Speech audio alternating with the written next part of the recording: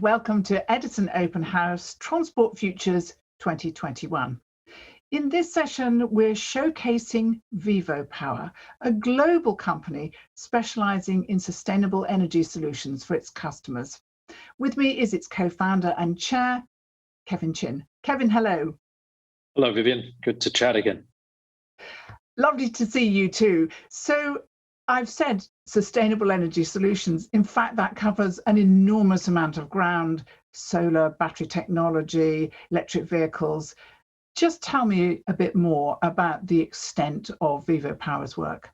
Sure. So perhaps the easiest way I can distill that, Vivian, is through the lens of customers.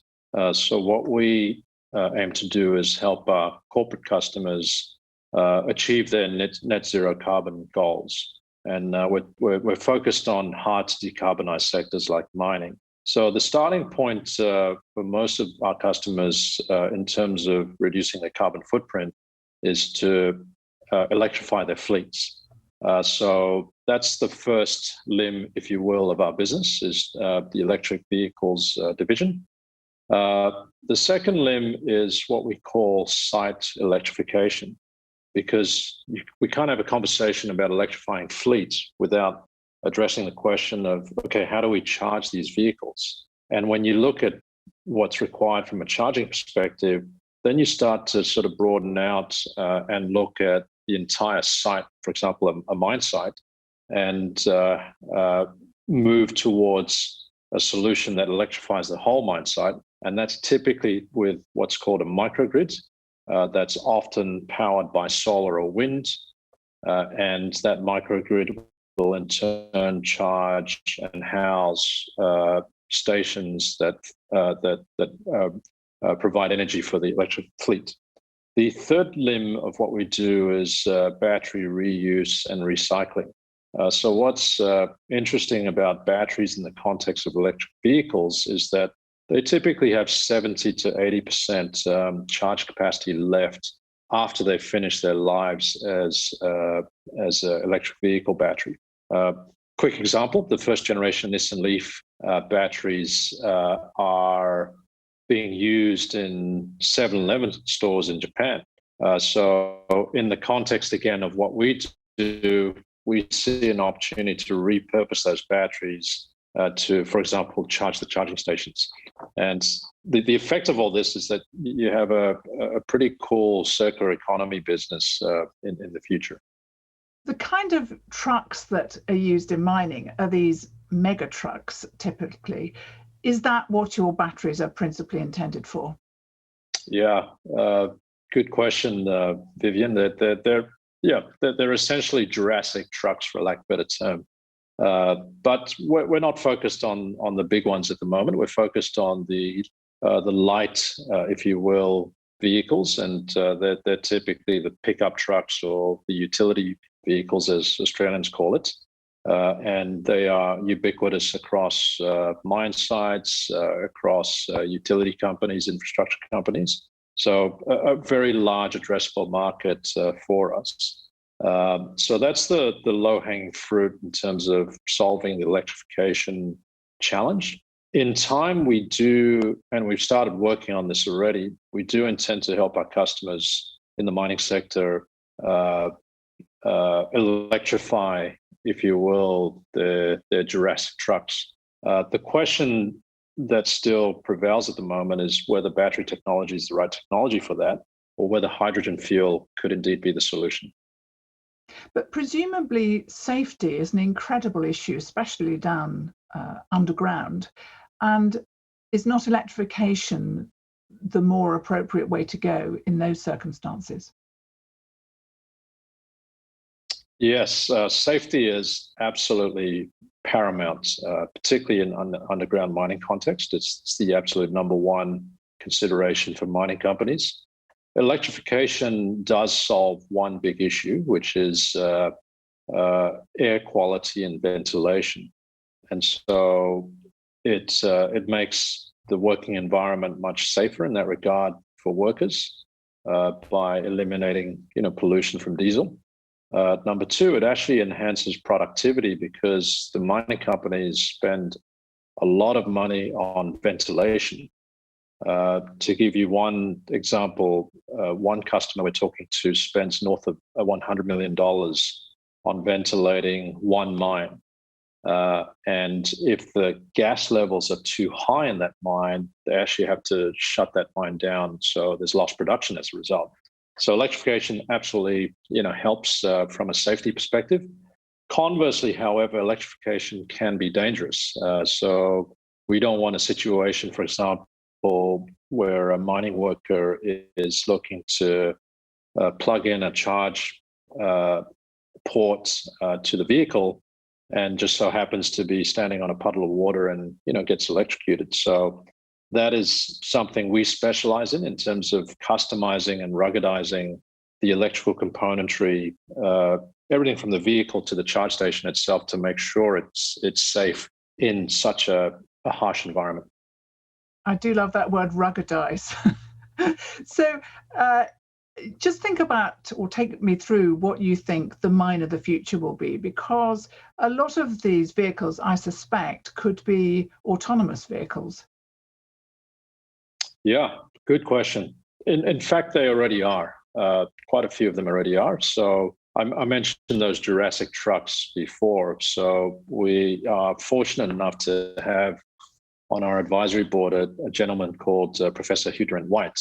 Hugh is one of the world's foremost experts on robotics and automation. And he actually invented these driverless trucks for Rio Tinto more than 10 years ago now. And you see these things, they are absolutely massive, but they are unmanned, and they're actually driven from a control center in Perth in remote mines, 4,000, 5,000 kilometers away. So the mine side of the future, and we've just recently joined an organization called the Electric Mines Consortium. The mine side of the future will definitely be more electric, number one. 2, cleaner in terms of less emissions. And 3, more automated. That's absolutely what the direction of travel for the industry. And of course, VivoPower is extremely well placed for that future. Yes, we've got a clear vision of where the industry wants to go. We have a clear idea of where technology is at today and where it will be at tomorrow. No doubt this will be an evolution with sort of bumps along the way.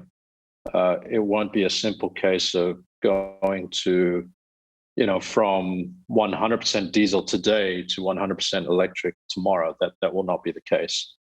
This will be an evolution over the next 10 years. And is it your strengths in software and data that really place you at the forefront for this type of future? That's an interesting question. So our view, rightly or wrongly, is that if you take a step back and look at the electric vehicles, they're actually giant iPads on wheels. And because there's so much less componentry that goes into building an electric vehicle, our view is that in time, these vehicles will get cheaper and cheaper and cheaper and ultimately become a commodity. So what's going to be valuable in the context of our customers is the data that gets generated by these vehicles, by the microgrids, by the batteries, and the harmonization of that data and that analysis of that data is going to be what helps our customers to do really 3 things. Number one, minimize the cost of energy on, for example, a mine site.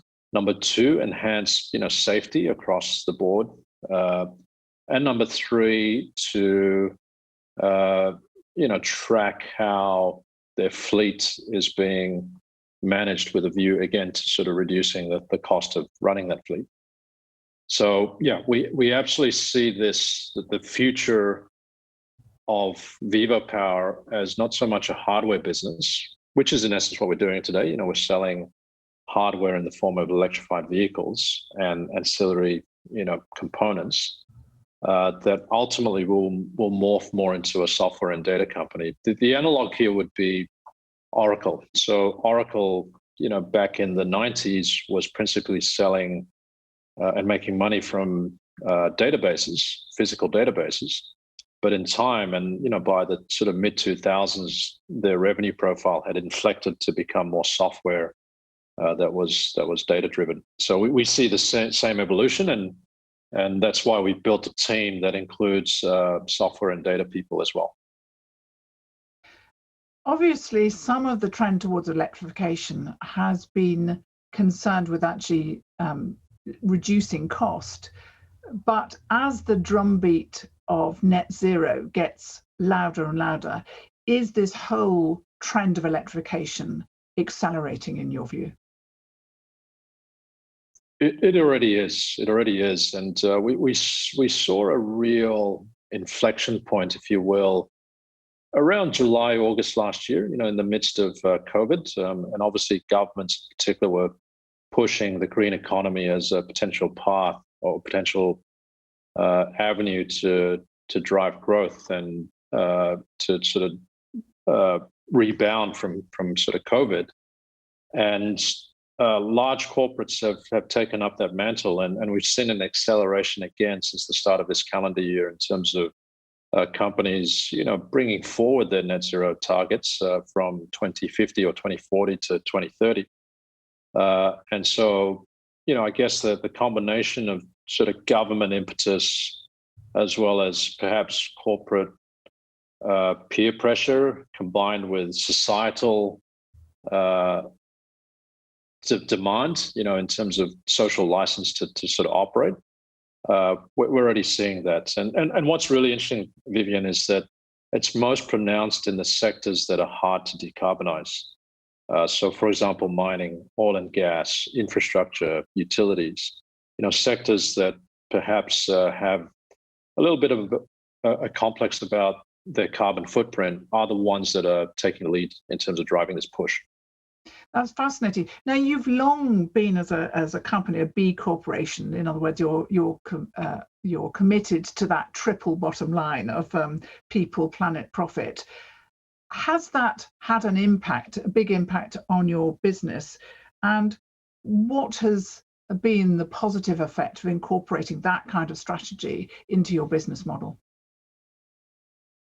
Yeah, so we've been a B Corp since 2017. I think we first embarked on the journey to become a B Corp in 2016. And back then, it was not particularly well known, and there was a lot of skepticism, both internally as well as externally, that this is a relatively useless label. But it's really been profound. One, in terms of, I guess, our culture and really ensuring that we have a core purpose that everyone is aligned with. So it helps in terms of recruitment, that we have the right people who embrace that core purpose and the values that we have as an organization. And it also helps us, in terms of engagement with customers. They see that we're real, that we've been an early, I guess, adopter of B Corp. So it's not something we've jumped on the bandwagon, recently with regards to. So definitely with respect to employees as well as customers, and I guess just the sort of general community at large. There's a funny story. So one of our advisory board members was in an Uber in Sydney a couple of months ago, and started talking about electric vehicles, then started talking about stocks, and the Uber driver gave her a stock tip and said, there's this really cool company that's helping mines to decarbonize. They're a B Corp. And she said, oh, who is that? And he said, VivoPower. And so she had a bit of a chuckle. So when Uber drivers start tipping you, you're doing the right thing. So I wanted to ask you, because you're so well placed, you see this particular sector, but I suspect you have a much larger view. Where do you see transport of the future going? What is your vision for transport of the future? Yeah, so transport of the future is definitely electric. That's for sure. I think everyone understands and embraces that now, and technology will only get better with Moore's law to drive down cost of batteries, and so that's certainly one element. The second element is more autonomous vehicles. I think that's a longer way off than perhaps most people are thinking. And the reason for that is LiDAR technology is not sufficiently advanced, in our view anyway, to enable full autonomy, say in a dense urban environment like London, because when it rains, LiDAR is not that reliable at this stage. On remote sites, however, we think the move to automation will be a lot quicker because there's less sort of variables that come into play. There's obviously no human traffic well, far less human traffic that you have to worry about. So automation rather is definitely another feature. The third element would be, in terms of how it impacts society. And again, we're seeing this already. I think in 2 generations' time, the desire to own a car and to know how to drive a car will be significantly less than what it is today. So that's where we see the future of transport, and we see, in essence, vehicles, as I mentioned before, becoming like iPads. They're going to be pretty cheap to not even own, to rent, and so we'll see models emerge that are, in essence, transport as a service. So today we are subscribers to Netflix, Amazon, to subscribe content. So we see a similar future for transport, that we could have multiple apps where, for example, we could decide to drive a BM or have a BMW pick us up one day, a Mercedes another day, a Land Rover another day, et cetera, et cetera. What a fascinating view of the future. And there you have VivoPower and Kevin Chin ruggedizing mine vehicles and their electrification one by one. Thank you so much, Kevin.